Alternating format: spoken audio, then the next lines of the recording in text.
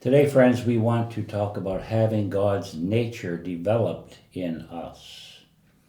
And that is by having the fruit of the Spirit developed within us. So, God wants a people that is compatible with Himself, having His nature. And that's what the Holy Spirit does in producing the 9 fruits of the Spirit in our lives. And this is mentioned in Galatians chapter 5, verse 22 and 23. And the fruit of the Spirit is actually the very nature and character of God. So let's look at these 9 qualities in Galatians 5, 22 and 23. But the fruit of the Spirit is love, joy, peace, long-suffering, gentleness, goodness, faith, meekness, temperance, that's self-control. Against such there is no greater law. And so this is what the Holy Spirit produces in the lives of those who live in the Spirit and walk in the Spirit. In those who abide in Christ, the vine, the true vine. So these beautiful fruits display unselfishness, spiritual strength, the very nature of the Lord. And we want these developed in us by the fruit of the Spirit. So, let's start with the first one, love. God Himself is love, we are told in 1 John 4:16. God is love, and he that dwelleth in love dwells in God, and God in him. 1 John 4:16. Remember, God so loved the world that He gave His only Son. Not just God loved the world, but He so loved the world. Tremendous love that God has. Now, in 1 Corinthians 13, verse 1 to 8, we are told that divine love is totally unselfish. And so, divine love puts others before ourselves. I'm doing a brief summary of these 9 fruits of the Spirit, and we'll go into them more. Joy. Nehemiah 8 verse 10 tells us that the joy of the Lord is our strength. Joy is God's very nature. And Jesus, for the joy set before Him, He endured the cross. There was tremendous joy waiting for Him for all eternity. And there is for us too when we do the will of God. But the very nature of God is joy, and it is our strength. Peace. Jesus is called the Prince of Peace. In Isaiah 9 verse 6, He is called Wonderful, Counselor, Prince of Peace. Remember the raging storm at sea, and Jesus, the Prince of Peace, was sound asleep. He had great peace.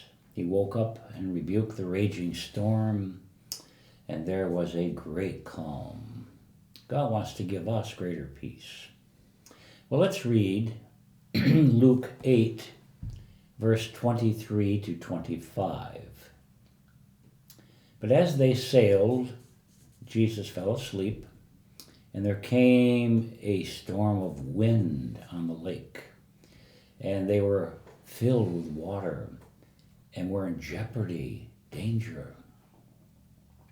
Verse 24, and they came to Jesus and awoke Him, saying, Master, we perish. Then He rose, rebuked the wind and the raging of the water, and it ceased, and there was a great calm. The Prince of Peace. But that's what He wants to produce in us.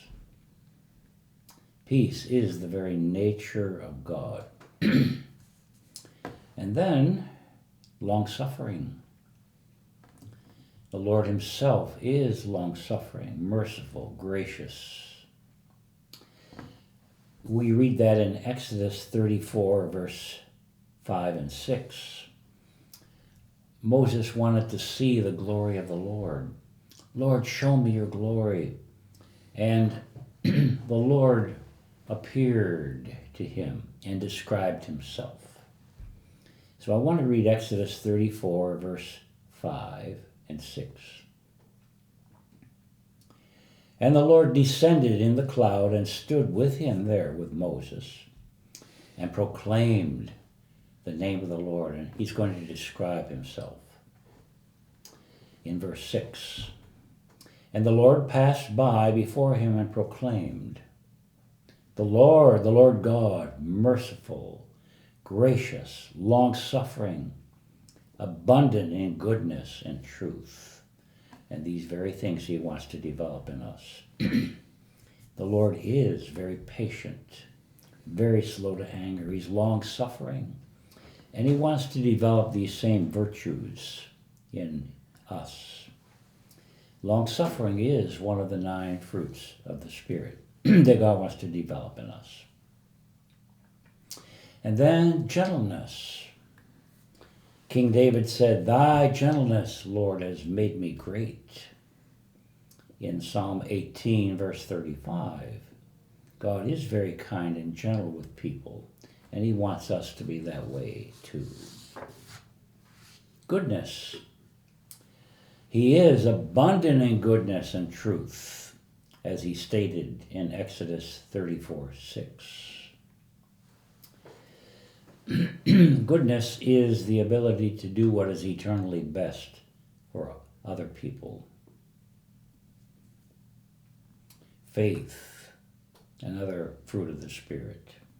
Paul said in Galatians 2, verse 2, I live by his faith, the faith of the Son of God. It isn't our faith, it's his faith. True faith is totally supernatural. It's, again, the very nature of God. By God's faith, mountains can be removed. The universe was created by faith when God spoke. Meekness. Jesus describes himself saying, I am meek and lowly in heart, in Matthew 11:29. God is not retaliatory. He's very patient with people, and he wants us to be that way with one another. And then the 9th one, temperance or self-control. God himself is very self-controlled. In Isaiah 30, verse 18, therefore will the Lord wait, that he may be gracious to you. He's patient with us. He's very controlled.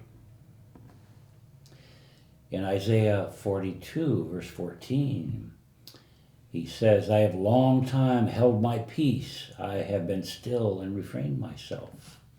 But then he had to move when there was no response time after time. So just concluding this little section, all 9 fruits of the Spirit mentioned in Galatians 5:22-23 reveal the very nature of God. And as these fruits grow in us and develop in us more and more, we will become more and more like the Lord and compatible with him. So, this is our calling and our goal, to be conformed to his image. There's no higher law than this. To exercise these virtues and become like the Lord. This is the truest fulfillment of the law, to have his very nature developed in us, having the fruit of the Spirit and being conformed to his image and being more and more compatible with him. All right, now I want to mention that all these 9 fruits of the Spirit are strengths. Every one of them makes us strong when we have them. So let's start again with love. Love is the strength to put others first. It's the strength to be unselfish, to bear and endure things. So I want to concentrate now on 1 Corinthians 13, verse 2 to verse 8. Everything it says here shows that God's tremendous love is unselfish. And Paul said, though I have the gift of prophecy and understand all mysteries and all knowledge and have all faith so that I could remove mountains, if I do not have charity or divine love, I'm nothing. Verse 3, and though I bestow all my goods to feed the poor, though I give my body to be burned as a martyr, and if I don't have divine love, charity, it profits me nothing. It's unselfish, true love. Divine love, verse 4, suffers long, is kind. Divine love does not envy. It does not boast. It's not puffed up. Divine love does not behave itself inappropriately. It seeks not her own interests. Is not easily provoked. Thinks no evil. Rejoices not in iniquity, but rejoices in the truth. It bears all things. It believes all things. It hopes all things. It endures all things. Charity, divine love, never fails. Divine love is the fruit of the Spirit. It's the very nature of God, and it is a strength to be unselfish and caring for others. If I could say this, love is the fulfillment of the law. In Galatians 5, verse 13 and 14, it says, brethren, you've been called to liberty, only do not use liberty for the flesh, but by love serve one another. For all the law is fulfilled in one word, in this, you shall love your neighbor as yourself. Here's the whole object of the law, to love our neighbor as ourself. This is called the royal law in James 2, verse 8. It's also called the golden rule. As you would that people should do to you, do that to them. That's the whole object of the law and the prophets. So loving our neighbor as ourself is a summarization of the law in Matthew 7, verse 12. Walking in the Spirit, the only way to be holy. So divine love is a fruit of the Spirit, and it produces God's love in us. Okay, another strength is joy. God's joy is our strength. That's what it says in Nehemiah 8:10. The joy of the Lord is our strength. Joy cleanses and heals our spirit of hurts and grudges, depression, bad conscience. You cannot be depressed when you have the joy of the Lord in your heart. Joy is actually even healing to the body, our physical body. When we're depressed, it actually weakens our body. But divine joy strengthens us spiritually and physically. You know, there's one main thing that mankind is looking for, and that's happiness. People try everything you can imagine to find happiness.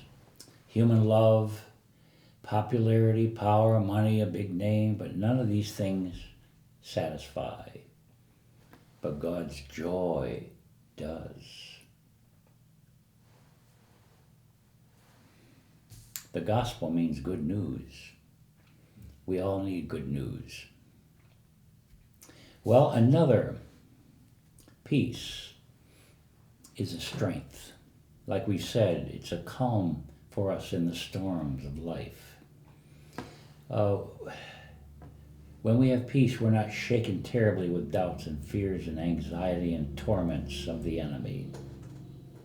God wants to renew our minds and give us peace, even about past failures and self-worth.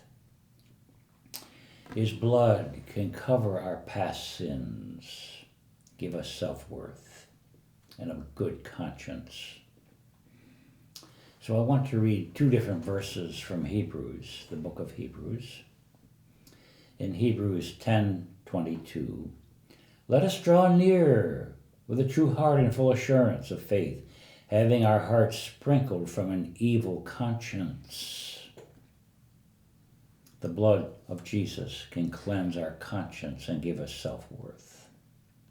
And then Hebrews 9:14, how much more shall the blood of Christ purge your conscience from dead works to serve the living God? Hebrews 9:14.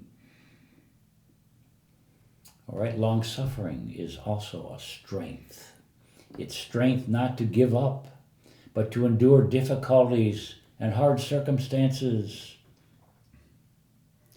So these fruits of the Spirit are God's nature, but they're also strengths. Gentleness, the strength not to be rough or abrasive with others.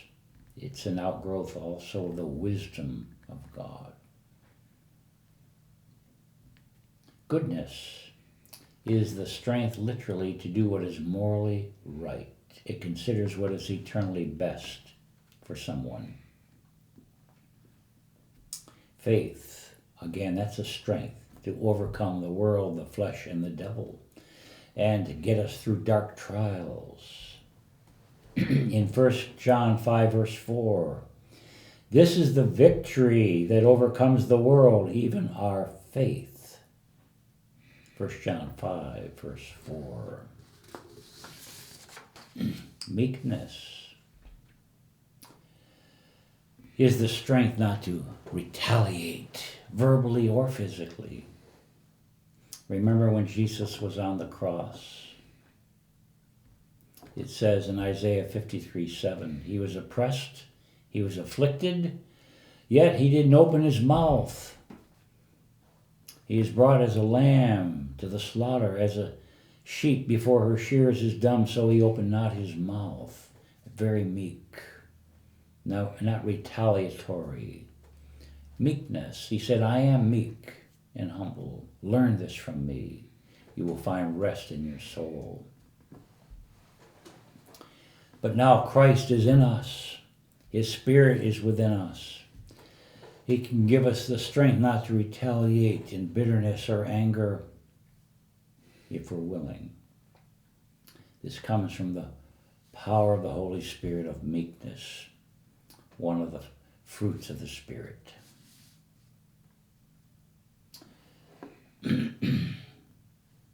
For even hereunto were you called, because Christ also suffered for us, leaving us an example that you should follow his steps. 1 Peter 2:21. You could read 1 Peter 2:21 to 23. And then the ninth one, temperance. Again, that's self-control. It's the strength not to indulge, the strength to restrain our appetites and our passions. These wonderful 9 fruits of the Spirit not only our divine nature, but they're all a strength to help us live a good, happy life. Christian maturity is measured by one standard. In Matthew 7:20, Jesus said, by their fruit you will know them. You will know people by their fruit, by the way they live. So we measure a person's character not by his great gifts, but by evidence of the fruit of the Spirit in his life. The Judaizers that Jesus was speaking to did not have these fruits. They were drawing men to themselves, not to Christ. The Judaizers didn't have the love of God, the peace of God, the joy or goodness of God in them. So they had a tremendous appetite to control people and to promote their own cause, irrespective of the damage it caused. They didn't care about the eternal welfare of people. Their motivation was jealousy and envy. And they would even slander and defame the Apostle Paul and wish for his death in order to have dominion over the people that he was teaching and leading. Well, in conclusion, friends, these fruits, again, are the very nature of God that he wants to develop in us. God wants a compatible people. He wants close friends. Every one of these 9 fruits of the Spirit are strengths. As we grow in our spiritual lives, these 9 fruits of the Spirit develop more and more in our lives. We will have greater love and unselfishness. We will have greater joy and peace, self-control, greater faith, as these fruits are growing and developing in us. Let's ask the Lord to help us to grow more and more in our spiritual lives, and that the fruit of the Spirit will become richer and deeper in our lives.